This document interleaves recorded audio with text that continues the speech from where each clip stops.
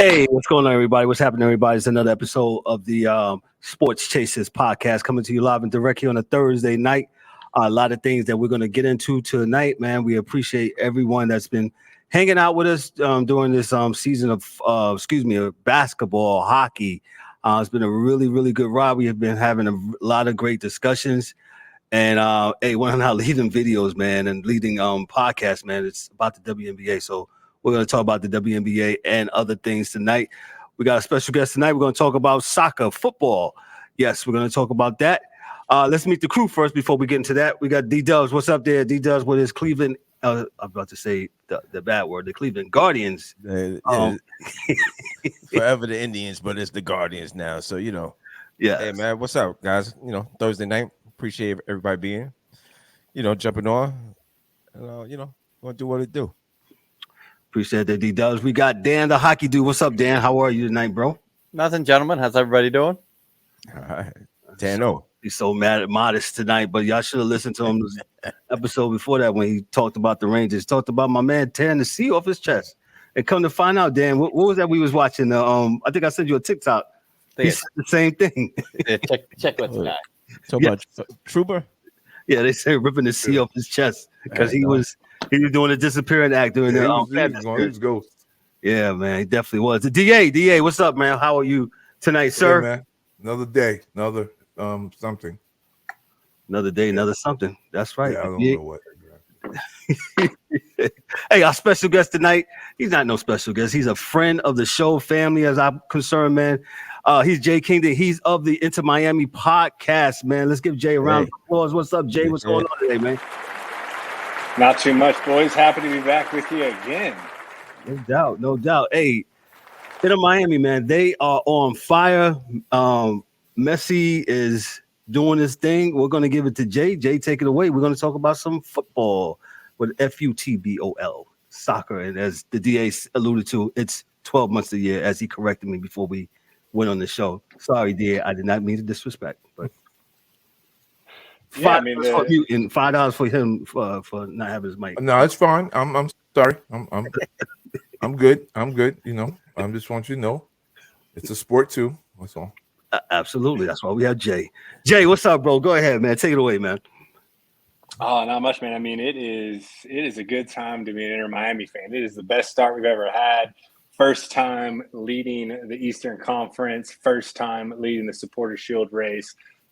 Really undisputable favorites in the league right now. There's only a couple teams that are going to be able to challenge us for that spot, man. But I'm counting my blessings because the first 4.5 years of pain have made this moment so much sweeter. Listen, and I've been with you to a game when it was, I believe, what was that? Remember a year ago when before it's not there in July, a game against Chicago, and Jay was sounded just kind of like this. And when Messi came, all is well with the world, man. And that's a good thing, man. That's a good thing that he has infused a lot of goodwill into MLS. Even though, I can always say that they, MLS is behind, some of the stuff across the pond in Europe and stuff like that. But it's a great thing, man. What you think? More kids are playing. Yes. Seriously. More Not kids just are playing. Mommy. Yeah, no. I mean, young American kids are having their hearts captured by this team, specifically by Leo Messi. Kevin, correct me if I'm wrong. I feel like the game we went out to, we probably lost because it seems like anytime I bring someone out to see the team, it's just it was 1-0. Yes. yeah. Anytime I bring someone out trying to be like, yo, come check this out, it's just like it's not a good showing, and they're like, why you do this, man? But no, man, the love is real. I mean, the stadium is sold out every night. We got all types of celebrities running through. I mean, we got other soccer players, Will Smith. We got UFC boxing legends in there. I mean, we got Heat players coming through, like Harold, Jimmy Butler, Marlins. Sport, I mean, like, yeah. And I mean, it's wild. I mean, people literally are traveling just to see this team. Or when Inter Miami's traveling to their city, everyone's coming out. Kansas City moved the game from their MLS stadium to Arrowhead just to increase the capacity to 80-some thousand. Wow. I mean, it Wow. sells out, and even playing an away game, it still feels like a home game because all these Messi fans are coming out. And even if they're not in an Inter Miami Messi jersey, they're in an Argentina jersey. Right. And it's just this wild obsession. I think, we probably talked about it in the past, like Luka Doncic here is a star, but like Messi is a god that walks around men, and just these lines of people that wait for him outside the stadium. And he doesn't even go out the stadium that way, right? He gets like a little escort vehicular bus out, but I don't even have the heart to tell them because they're just all there passionate. We're talking like hundreds and hundreds of people. I mean, it is wild. So I'll add some context to that. When I went with you to the game against Chicago, and before Messi got there, you can literally just touch the players if you're talking about that little walkway leading to the. Not anymore. Yeah. No, not no more. They so got it's a like the police Cowboys, escort. like the Cowboys, how they go through the walkthrough. Yes. Okay. Mhm. Okay. Yeah. So it used to be like that. Now they get literally like a police escort from 400 feet away from the stadium. Like it's now some of the the not so famous players will still make that walk on the way back, after leaving the locker room, but not nearly as many as it previously was. But if Messi's making that walk, there's going to be the entire stadium there waiting for him. So I get that aspect. Yeah. And he's a worldwide phenomenon. Like he's the best to ever do it. Yeah. I mean, it's not even deniable at this point. You got some Ronaldo people, but Cristiano, statistically, Messi, though. I mean, run those stats any way you want to cut it. Yes. And low key, I was a Ronaldo fan before this, but now I'm all Messi. Don't tell anybody I said that. No, we won't. It's our secret, right? Well, my eyes have been opened. I tell you what, there were so many Ronaldos. I didn't even think this is the best Ronaldo. So there was 2 or 3 that played for Brazil back in the day. I would put my money with those dudes. They just didn't have the monetary career as Cristiano Ronaldo. So if my baby wasn't sleeping upstairs, I would bring this laptop up with you. I'd show you my framed R9 Ronaldo Nazario, the Brazilian one. Sir. I got it framed. I've got World Cup, Copa America cards in there with it. And then of course I grew up like a big Ronaldinho fan. I mean, I spent 2 summers in Brazil. That's where I fell in love with the game, right? Like we were playing soccer all day. That was about the time Ronaldinho was there. And I think at the time I was like playing with Ronaldo on FIFA and stuff. So there's been a lot of good Ronaldos. Yeah, Ronaldinho was a monster. Like he could dribble. Like I think he just had so much liberty to do what he wanted to do. It made him better because he had the freedom to try things. So he's like a Maradona. Yeah, it's absolutely ridiculous. Dudes. He's highlight reels of himself not even scoring goals, just disrespecting people. Yeah, he kick it past you and then kick it back over your head. Oh yeah, and kick it again. So like against Messi does a little bit of that too, but he's kind of more of that innate scorer as well. You guys are scary, man. So Jay, let us know. So like you said, Inter Miami is ahead of the Eastern Conference. What's the schedule like? What's the schedule like, and what's going to go on here within the months of June and July here? What is lined up for Inter Miami? So now it gets sketchy, right? Because now Messi's going to go away and play Copa America. Some other players been called up for international duties, including 2 of the homegrowns, Ben Hakramaski as well as David Ruiz. Mateus Rojas, who we just signed this year, who is a young stud, just came on like I think 4 or 5 games ago was his first game, ripped one from outside the box and then chipped the keeper, 2 goals in his first game. Anyway, all those players are leaving now, and really not all 4 of them matter, just one matters. When Messi leaves, everything changes. And so, the idea of this season was to run up as many points, as many wins as we possibly could, because we know that we were going to lose Messi for several weeks. So we got some serious games coming up. We got Philadelphia June 15th. Then we got Columbus. Columbus is one of those teams that could challenge us, honestly, in the Eastern side. Nashville, expansion side rival, built from the back team, strong defensive team. That's going to wrap up June, and then July we got a couple weaker teams. We also have like Cincinnati, who is another one of the East who's really good. Toronto's made a come around this year, so everyone needs to brace themselves because Messi's been gone and we've lost 4 or 5 games in a row before, so it's nothing new. And then at the end of July, we start the Leagues Cup, which is the annual competition. Just started last season. This would be the second iteration of it, and it's basically MLS and Liga MX, which is the Mexican league, and those sides face off. Now, Inter Miami won this competition last year, which got them automatic entry into the CONCACAF Champions Cup, but we were knocked out, unfortunately, by Monterrey. But this is a fun competition. Not only does that Mexico-American rivalry run deep from the international side, but also from the MLS side. Liga MX doesn't have a salary cap. So, most of their players are paid quite a bit of money. Skill gap between typical MLS side and Liga MX is pretty substantial, since the MLS has some seriously hindering roster regulations. But at the same time, we got a Messi, we got a Suarez, we got a Busquets, and we got a Jordi Alba. So we got 4 Barcelona boys, and I'll put us up against anybody in this hemisphere. Yeah, makes sense. So let me ask a question, Jay. So with the Olympics, right? Because soccer is an Olympic sport, right? Mm-hmm. Mm-hmm. So, are the USA team? Are there any MLS guys on that squad that notable that would be lost to some teams? Yeah, so we're really waiting on the decision, but it's kind of leaning towards the way that Ben-Hak Kramaski, who's a homegrown out of Inter Miami, might play for the U.S.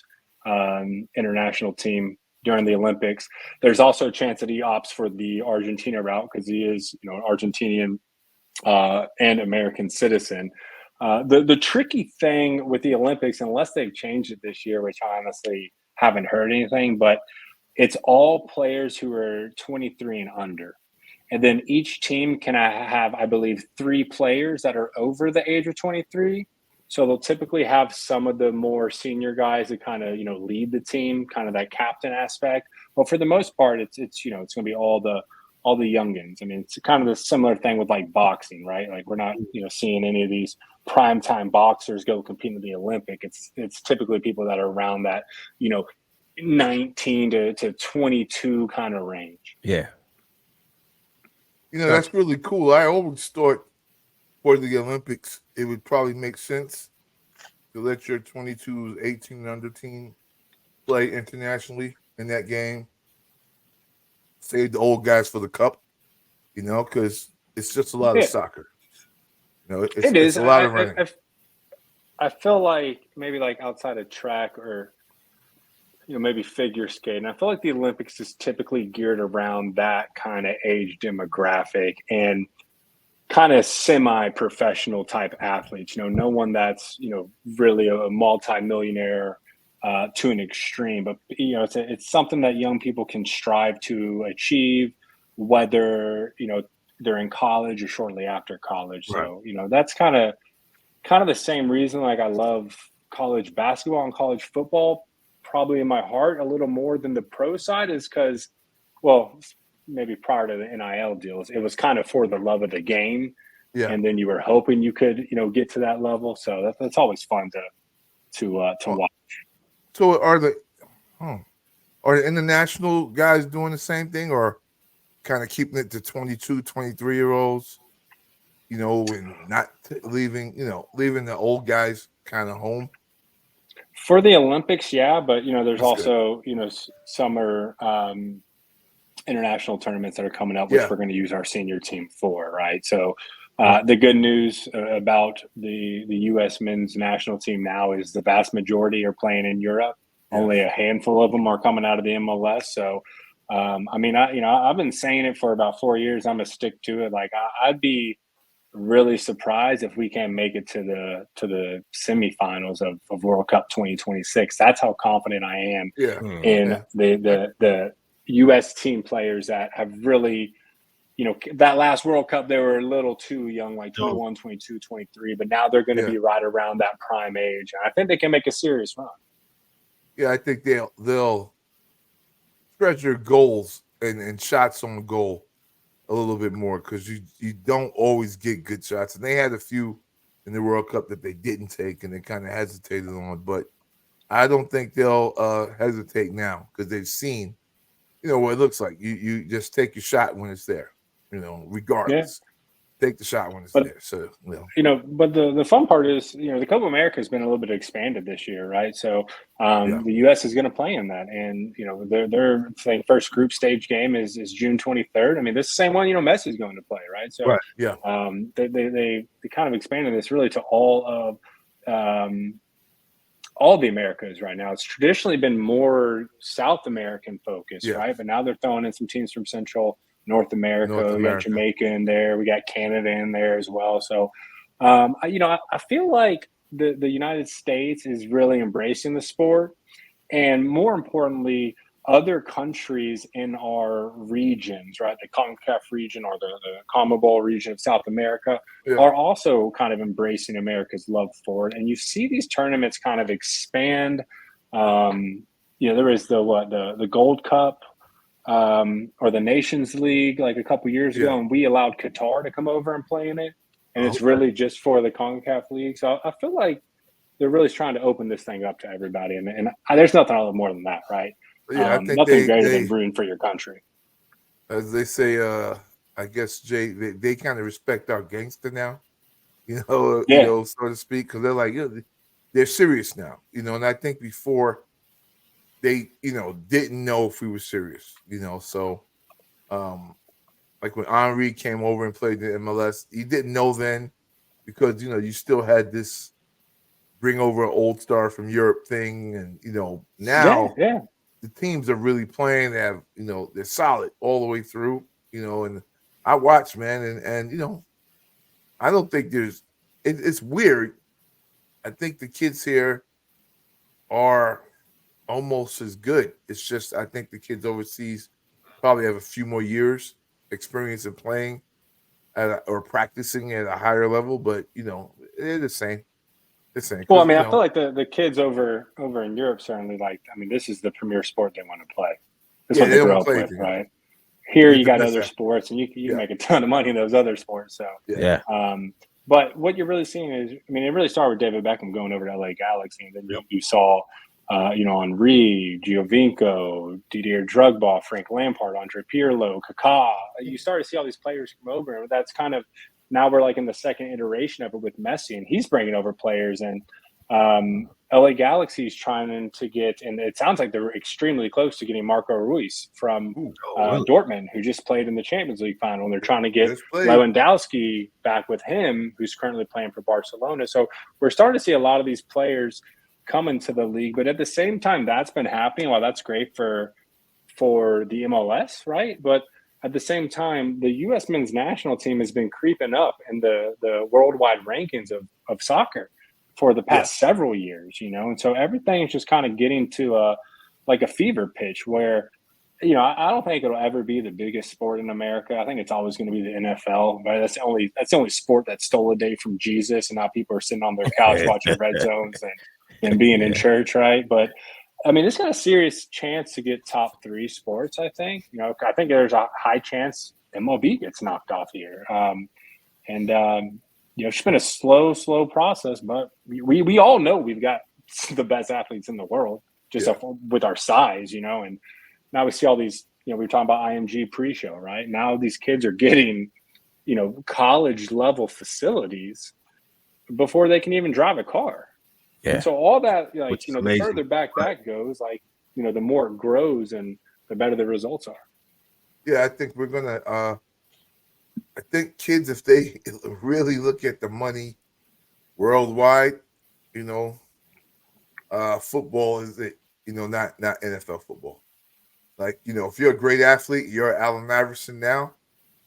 Yeah, I would be a striker because you can go to you can go play in Saudi Arabia and they'll pay you $1 million a day or something to play out there. So exactly. The Saudi League is paying ungodly. They were trying to give 1.2 billion to Messi to come play. Yeah, and they gave Mbappe $1 billion. So Jesus, Yeah. I mean, Sounds we great. had Chris Johnson in his prime, or Darren Yeah. Sproles, little Yeah, fella my running around as a God. striker.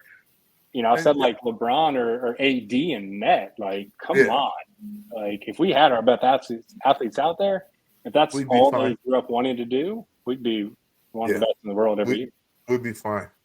It's just like you said, we don't have the best guys playing, but we're getting some of the best. And with our population and training, I think that's probably what's helping us move up. And guys getting a chance to play overseas on the A teams, not like, the lower level guys. They're playing with, top tier European, Bundesliga. We got guys over there playing. So you're not going to see that anything bleeds better than in. that. So, and that can bleed into the domestic players. I mean, Yes, the sir. Miami players that were, making 100, 200,000 a year. Now they get to learn from Messi or Suarez or Busquets, right? Right. But the real thing is here, like, it starts with the fans. Yes. Everyone's had kind of a moment they can look back on with your dad or family member, maybe with your friends. You go to a sporting event, you fall in love with it. Or like a little kid goes to an air show, is like, Dad, I want to be a Blue Angel when I get older, right? It starts at that level. So you got to do stuff that brings more fans in, makes it entertaining. And that's the way you capture this. Now, it's not an instantaneous process, right? It takes, decades to snowball. But, we got to start somewhere. Well, I'll tell you this. Down here in South Florida, me and Jay is in South Florida. There's a lot of young kids walking around with Messi jerseys, which is a really, really good thing, especially like you said, if the U.S. MLS is trying to grow the game. And I just think it's a wonderful thing. Like you says, we can all remember when we started, that one sport we're playing. Dan, he can go on about his first time on the ice in Pittsburgh, suburb, playing ice hockey. I remember playing catch with my dad. Me and D-Dubs, our first game, we went to a Yankee Stadium. We were sitting all the way back. I'll never forget against the Minnesota Twins when the Twins were the Powder Blues, Kent Herbeck and Kirby Puckett. And you never forget. You see how that's ingrained? You see how that is ingrained in your memory? Absolutely. It's never going to leave you. Got one of those stories. Yeah, it's never going to leave you. Never going to leave you. Never going to leave you, man. So, question. Go ahead. You said that you had some players. So, do you guys during the season, like the European teams, lend players to? Yeah. So, okay. So, what do you get back if you let So typically the strategy is if someone's not playing but they're taking a serious hit on your roster, you're going to loan them out. You don't really see a lot of inter-league loaning. A lot of the times they're going to teams in Mexico, Central America, South America, right? And what you're basically looking to do is trying to like alleviate that cap space off you, that cost to you. And then, I don't know the statistics, but about 50% of these loans, it's a loan with an option to buy. So if the player likes it, the club likes it, they can go ahead and purchase them. So you'll never full time. He may never come back, but he'll be somewhere. He'll have a home. Yeah, I mean, there's been multiple players like I've seen around the stadium that we sent out on loan that just waiting to see if they're going to be staying out with the team we loaned them to. They'll come back home every now and then. Because at the end of the day, like, we're still cutting the checks. But a lot of times it can be good. And like I'm a Chelsea fan, right? And they've had since the whole Ukraine war. Or Russian owner, like everything was frozen. He was forced to sell the team. So it's been a nightmare recently. But Chelsea's always been known to have this loan army. We're talking like 30, 40 players out on loan. And it's good because if they're a young player, 16, 17, 18, 19, 20, not ready for a starting spot, we'll send them to another team where they can start, typically in a lower division or in another league, maybe in Spain or France or whatever, just so they can get that consistent starting and experience on the field. And then a lot of times we're bringing them back once they're developed, or we're just selling them off for higher market. And that happens a lot with the academy, and it's double-edged, right? These kids dedicate their whole life to one team, and that's the team they want to play for. But if you're not getting the minutes, you want to go make a name for yourself, right? And you want to show people what you can do.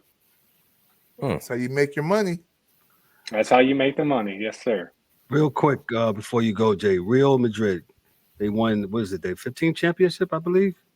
15th. 15th, man. Tell me a little bit That's about like double of anyone else. Wow. Great match though. Go ahead and tell me about you- go ahead. You can't kill Real Madrid. They are like they're the zombie team. Any team that goes up 2-0 on them thinks like, oh, we're about to beat Real Madrid. No, you're not. Like they find a way in those last 15 minutes to win a game, come back in a game, or kill off a game. It is very impressive, and they are known. I don't think La Liga is that strong of a league. They really have Real Madrid, Barcelona, Atletico Madrid, occasionally, depending on what year, Sevilla or Valencia. But they built such a reputation that kids grow up and their dream is to go play for Real Madrid. And they acquire the best players in the world, seems year after year. They had the Galacticos with Beckham, with R9, Brazilian Ronaldo, Right. Zinedine Zidane, Roberto Carlos. Like they're always stacked. They had the second iteration with, current Cristiano Ronaldo, Gareth Bale, Benzema, Toni Kroos. And this one, so I was watching a video earlier and someone said it perfectly, like Kylian Mbappe isn't going over to like the Galacticos style of Real Madrid, but he's going over to the champion winning Real Madrid. And I think they've won, God, I mean, I would have to fact check this, but I think it's been like 6 in the past decade or something, maybe even one more than that. Like they're consistent winners. Wow, that's a bad team, as you alluded to, man. And 15 times. That's something else. Before we got out of here, your thoughts, long term, well, not long term, about the season for Inter Miami. What you think? What's your predictions, if you had some? Now that you're an optimist. Yeah. Predictions is and I'm trying to stay grounded. Right, of course. There are really 3 trophies that are left to win, right? We're knocked out of the CONCACAF Champions League. Mm-hmm. We have the League Cup, which won last year. We have the MLS Cup, which will be a playoff format. And then we have the Supporter Shield, which is the team that finishes the league with the most points. I think they even give out a trophy for like Eastern Conference, champions or whatever, but no one really cares about that. So I think one trophy is what to expect at a bare minimum. Ideally, I'd like to see us win the MLS Cup. I mean, we are, again, leading the league in all the right categories. Right. The MLS Cup is the one that kind of carries the most bragging rights. Even if you're the best team throughout the whole season and scored the most points, but you lose in the semifinals or the final of the MLS Cup, everyone really only remembers who won the MLS Cup. So that's the one with that I really want to see. That's the one I'm hoping we get. Again, we got a lot of older people, so it does come down to management, right? And the fatigue and making sure they're in form. But I'd say there's a solid chance we're getting 2 out of 3. And there's a stretch here that we could bring in really the 3 main trophies in the league. Has that been done before? There's been Supporter Shield and MLS Cup. The Leagues Cup just started last year, so not yet. Okay. And then I don't think Real. I think Seattle was close. I can't remember if they got it. That was in like 2022, I think. I know they won the CONCACAF Champions League, which was like the first time an MLS side had won in like 25 years or something. I don't think they won the league. I think they won it 2 years prior. So it's up for grabs. I mean, that would be a serious bragging right kind of achievement right there. That's good, man. That's good. Ladies and gentlemen, he's Jay Kington of the Inter Miami podcast. Let me give him some applause. Whenever I call Jay always comes through and gives us everything concerning soccer, man. Jay, thank you so much. Appreciate it. And like I said, we'll talk offline this weekend and square some things away, man. So thank you, Jay. Appreciate you, bro. Appreciate you, Jay. Yes, Thank you, Sure. sir. Good boys. Always a good time. Take Stay care. here, bro. Appreciate it. You got it, man. Thank you. Bye-bye. So, Jay, we got a little soccer. Got some soccer out the way. As DA said, soccer is a 12-month sport. It's year-round. I stand to be corrected, DA. I didn't mean to be disrespectful. No, it's fine. It's fine. Hey, real quick, I wanted to ask, these guys, they don't play? How do they get to be cohesive? You know what I'm saying? Because they seem like they bounce around or they go this team. That's There's a certain strategies, okay. especially offensively, that works that every team uses, right? And it's just called triangles, right? So Okay. when you're playing, you want to make a triangle. So when you watch a match, you'll see the triangle, like it'll of some sort, so you can get the ball up, move the ball back, and move the ball left to right. So there's always a triangle in football. So you'll see it happen. So whether are on one team or another, they're all pros. So I guess it's kind of like you So kind of it's know a what they're going system, to do. Yeah, Yeah. and you It's pretty not- much know what's you just know what they're going to do because Gotcha. Okay. I mean, soccer coaches get paid a lot of money, and I'm still not exactly sure what strategy they use. okay. But again, it's all good. But whenever you watch a football game or soccer, you'll always see a triangle. Just look for the triangles. Okay. I mean, it'll bug you out the first time you see it, but look for the triangles on the field, and you'll see them all the time. Because when Okay. one man gets the ball, the other two guys closest to him have to make a triangle. And So you'll notice either the passing. they'll be behind him. Okay. Or, So it really doesn't have to be. You have to be playing with the team or playing with a group of guys to. I mean, that helps. Okay. It helps. It helps. So that's 'Cause, still okay. the speed of the game, how fast the guy is. Okay. There are things that happen, and in 'Cause different leagues, they play a bit of a different style. So it may be more physical, maybe expecting more physicality. Maybe you don't try to score as quickly. You try to get around the box, move. Like La Liga, they trying to go straight at you. Like that Spanish Real Madrid, that's what they call the beautiful game. They play the beautiful game, they say there, which is the Brazilian game too, but it's the beautiful game, they say. And Bundesliga is a little bit more hard body. Shoot, you're playing in the snow. It's gotta suck. They gotta pay you out there because you'll see soccer in the snow for real. And in London, it's it's hard. But everything on this side of the pond is they got good players, but it's still the major league is overseas. So, got it. right now. Yo, but man.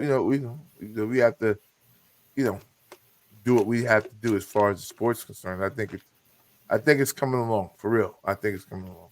Right. Cool. And what I didn't say to Jay, I wanted to say, and I'll say on this show out loud, is that the reality is soccer is going to grow because mothers, the more they hear about, and I'm not saying it's all true because, whatever. But the more they hear about, head injuries and injuries in football, so forth and so on, the other American football, less kids are going to play. So, less kids are going to play. So you're going to have more soccer players and more lacrosse players, even though that's a freaking hard-ass sport, too. I've seen dudes get clocked. They're playing in lacrosse. But they're playing that lacrosse, man. Yeah. They say it's safer. So okay. They play physical. Oh, okay. Don't start. We're gonna get to No, that. I got a call to action. Let me get my nieces. She's gonna do the call to action tonight. Well, hold on. Before you do the call to action, hey, we want to welcome the angry one and my main man Ryan. What up? What up? Hey, fellas, what's going on? What's going on? Hey, Ryan, where's that tape at? Hey, listen, man, I wasn't there. I don't know. Hey. Oh, okay. I'm just asking. Yeah. I'm just trying to see. We'll talk about it though. But yeah, man. Here's a call to action from my niece Kennedy. Here you go. Hey there, sports enthusiasts. I'm Kennedy Warren, the proud daughter of Daryl D. Dubs Warren, your usual guide through the thrilling world of sports on the Sports Chasers podcast. Today I'm stepping into some pretty big shoes, temporarily filling in for my dad. Don't worry though, I promise to bring you all the energy and passion for sports you're used to. Look at her. As a special guest today, I have the honor of delivering our call to action. So let's dive right into it, shall we? First and foremost, if you love diving deep into sports analysts, hearing the latest news, and enjoying some good old banter, do us a favor. Head over to our YouTube channel and hit the subscribe button. Not only will you stay up to date with all our episodes, but you'll also be part of our growing community of sports lovers just like yourself. But hey, the conversation doesn't stop there. We're all about engaging with our listeners. On the podcast side, drop us a comment, share your thoughts, and let us know what topics you're itching for us to cover. Your feedback is the playbook we use to make this show better every single episode. And because no one show is complete without a little love, please leave us that